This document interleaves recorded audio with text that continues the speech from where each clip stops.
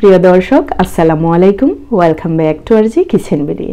আজকের রেসিপিতে থাকছে ইউনিক একটি পিৎজা রেসিপি। ইউনিক বলার কারণ হলো এই রেসিপি আমি কাউকেই ঠিক এইভাবে তৈরি করতে দেখিনি।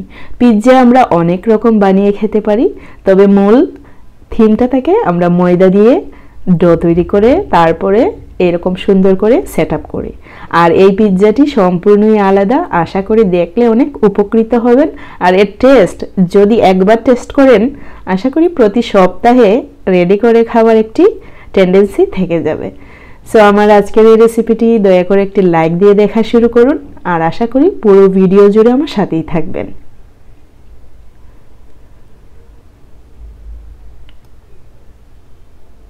একটি প্যান বসিয়ে দিলাম, দেখতে পাচ্ছেন। দিয়ে দিচ্ছি পর্যাপ্ত পরিমাণে পানি। নিয়ে নিলাম একটি ম্যাগি নুডলসের প্যাকেট, দেখতেই পাচ্ছেন। আর ঠিক এইরকম করে সম্পূর্ণই ভেঙে নিতে হবে। দেখতেই পাচ্ছেন, ঠিক এইরকম করে ঝুরি ঝুরি করে ভেঙে নিতে হবে। তারপর দিয়ে দিচ্ছি প্যানে, দিয়ে দিচ্ছি নুডলসের সাথে থাকা মশলাটা। এখন খুব ভালো করে আমরা সেদ্ধ করে নেব। অবশ্যই মশলা সহ সেদ্ধ করার চেষ্টা করবেন, আর পানিটা এমনভাবে দেবেন যাতে পারফেক্টলি সেদ্ধ হওয়ার পরে পানিটাও শুকিয়ে যায়। দেখতে পাচ্ছেন, ঠিক এই মুহূর্তে আমি সাইড করে নিচ্ছি। হয়ে গেল। আর একটি প্যান বসিয়ে দিলাম, দিয়ে দিলাম প্রায় 4 টেবিল চামচ পরিমাণ তেল। তারপর দিয়ে দিচ্ছি, এইখানে আছে প্রায় 300 গ্রামের মতো চিকেন, সাথে 2-1টা ডিম আছে। ওই যে লেয়ার মুরগিতে কিন্তু ডিম থাকে, সো বুকের মাংস সহ আমি ডিমগুলোও রেখে দিছিলাম, ওইগুলো দিয়ে করে নিচ্ছি। কলিজাও আছে, কলিজাটা ছিল ছন্ন ছাড়া। দিয়ে দিচ্ছি 1 টেবিল চামচ পরিমাণ ক্রাস্ট পেপার, স্বাদ মতো লবণ, 1 চিমটি পরিমাণ হলুদের গুঁড়ো, আর 1/2 টেবিল স্পুন মরিচের গুঁড়ো। বাসায় যদি বাচ্চা না থাকে অবশ্যই চেষ্টা করবেন মরিচের গুঁড়ো আরও বেশি পরিমাণে দেওয়ার। যেহেতু আমার বাচ্চারাও খাবে, তাই জন্য আমি কমিয়ে দিলাম। দেখতে পাচ্ছেন, এখন খুব ভালো করে ফ্রাই করে নিতে হবে। অবশ্যই ঢাকনা দিয়েও ঢেকে রেখে দিতে পারেন, যাতে খুব ভালোভাবে মাংসটা সেদ্ধ হয়। আমার ফ্রাই করে নেওয়া শেষ, আমি সাইড করে রেখে দিচ্ছি। একটি মিক্সিং বোলে নিয়ে নিচ্ছি 1/3 কাপ ময়দা। দিয়ে দিচ্ছি স্বাদ মতো লবণ, দিয়ে দিচ্ছি 1 কাপ পরিমাণ পানি। এখন এই ময়দাটাকে খুব ভালো করে পানির সাথে গুলিয়ে নিতে হবে। গুলিয়ে নেওয়া শেষ হলে এরই মধ্যে অ্যাড করে নিচ্ছি 3টি ডিম। অবশ্যই ডিম যেন রুম টেম্পারেচারে থাকে। এখন আবারও খুব ভালো করে মিক্স করে নিচ্ছি। আপনারা সেই ওয়েতে তৈরি করে খাওয়ার চেষ্টা করবেন, আশা করি এর স্বাদ জীবনেও ভুলবেন না। পিৎজা অনেক ধরনের খেয়েছি, প্রাইসের ব্যবধানেও অনেক পিৎজা খেয়েছি, কিন্তু এর টেস্ট সেগুলোর সাথে মোটেও মিলেনি। এটি রেডি করার পর ভাবলাম আপনাদের সাথে অবশ্যই আমার শেয়ার করা উচিত। যেহেতু আমার চ্যানেল আছে, সো আপনাদের সামনে তুলে ধরলে যদি আপনারা ট্রাই করেন আর কমেন্টস করে আমাকে জানান আসলেই মজার, তাহলে আমার খুব ভালো লাগবে। মনে হবে যে আমার ইউনিক একটি রেসিপি আমার দর্শকরা ট্রাই করেছে। দেখতে পাচ্ছেন, এর মধ্যে কিন্তু আমি নুডলস অ্যাড করে দিলাম। অ্যাড করে খুব ভালো করে নেড়ে ছেড়ে নিলাম।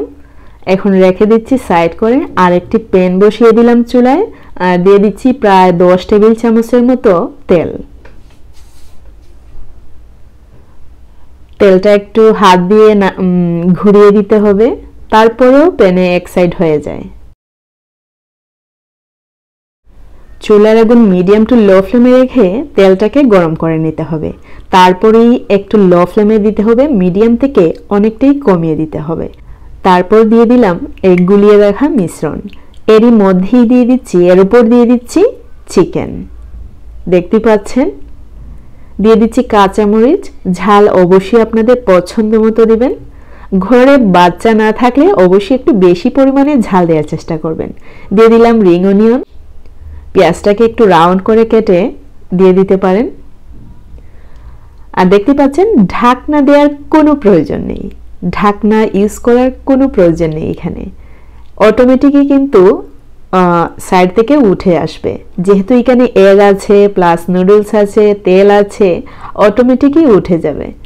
আপনারা এখানে অরিগানো ইউজ করতে পারেন, সস ইউজ করতে পারেন। আমি কিন্তু এইখানে এক্সট্রা কোনো মশলা ইউজ করিনি।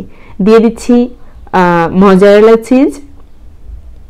আর চিজ দেওয়ার পর চুলার আগুন একেবারেই লো ফ্লেমে রেখে আমি ঢাকনা দিয়ে দিলাম যাতে গলে যায়। আর গলে যাওয়ার পরেই কিন্তু আমি নামিয়ে নেব। দেখতে পাচ্ছেন চিজটা গলে গেছে অলরেডি।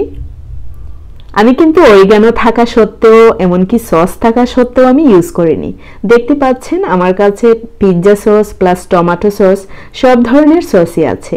আমি যেহেতু আগেই পিৎজাটা ট্রাই করেছি, সস ছাড়াই কিন্তু অনেক ভালো লেগেছিল, অনেক সুস্বাদু এই পিৎজাটি খেতে। সো যাদের ইচ্ছে হয় অবশ্যই টমেটো সস, পিৎজা সস যে কোনো কিছু উপস্থিতিতে লাগিয়ে খেতে পারবে। কিন্তু আমি মূলত এখানে আমি কোনো সস, অরিগানো, এক্সট্রা কোনো কিছুই ইউজ করিনি। আমি প্লেনই রেখে দিলাম। এই পিৎজাটাই অবশ্যই আপনারা ট্রাই করলেই বুঝতে পারবেন এর টেস্টটা কতটুকু। আর যদি ট্রাই করেন আমাকে জানাতে ভুলবেন না। দেখতে পাচ্ছেন আমি একটি প্লেটে ট্রান্সফার করে নিলাম। এই পিৎজাটি দেখতে যেমন সুন্দর, খেলে কিন্তু মনটা একেবারেই জুড়িয়ে যাবে। আমি দু একবার ট্রাই করার পরই আপনাদের সামনে কিন্তু তুলে ধরেছি। মানে এটির টেস্ট কিন্তু অন্যান্য অনেক দামি দামি এক্সপেন্সিভ পিৎজা থেকে 1000 গুণ বেশি মজার। দেখতে পাচ্ছেন। আর আরেকটু দেখিয়ে দিচ্ছি, নিচ সাইডটা কিন্তু একেবারেই পুড়ে যায়নি। চেষ্টা করবেন একেবারেই লো ফ্লেমে রেখে পিৎজাটা জাল করে নেয়ার। দেখতে পাচ্ছেন আমি কেটে নিচ্ছি। দেখুন স্লাইসটা কেমন। এটি কিন্তু অত্যন্তই খুবই সফট। আপনারা একবার ট্রাই করলে আশা করি ফলাফলে আপনারা স্যাটিসফাইড হয়ে যাবেন।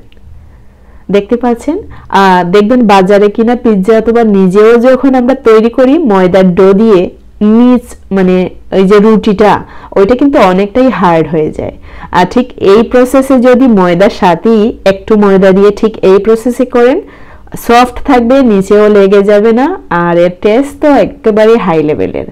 সো আমার এই রেসিপিটি কেমন হয়েছে অবশ্যই আপনারা আপনাদের মূল্যবান কমেন্টস করে জানাতে ভুলবেন না। আপনাদের একটি কমেন্টস আর লাইক কিন্তু অনেক জরুরি। রেসিপিটি ট্রাই করলে অবশ্যই আমাকে জানাবেন। সো আজকে এ পর্যন্তই। See you in the next video. Till then bye, আল্লাহ হাফেজ। আর হ্যাঁ, প্লিজ আমার সাথেই থাকুন, আমার চ্যানেলটি সাবস্ক্রাইব করে এবং ফেসবুক পেজটি ফলো করে।